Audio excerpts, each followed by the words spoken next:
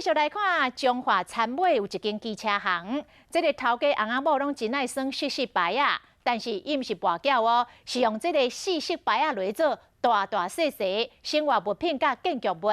因就用2年的时间，用12万支的四色牌啊，做一个缩小版的总统府，达成家己做总统的愿望。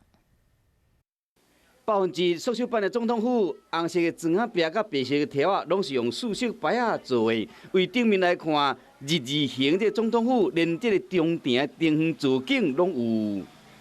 真介意就对啦，感觉做起来拢袂甲老歹。后头甲真的总统府，唔知有共啊无共。这座总统府甲真实版的总统府到底有偌成？详细甲比较一下。除了外形的壁要中央装饰用这个布置以及风水的位塔拢完整有做出来以外，机车行的头家吴如峰翁某毋捌去过总统府，也毋过因上网络考证总统府外观甲寸尺，用12万支的四色牌啊，用2年时间将这座总统府甲起起来。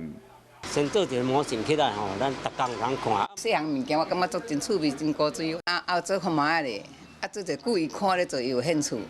翁某2个无伫跋筊，也毋过伫个19年前一个机缘下，摕到真济四色牌啊，应用无代志，就将四色牌拗咧，再搁甲组合起来，慢慢生出兴趣。到即马已经完成100几件的作品。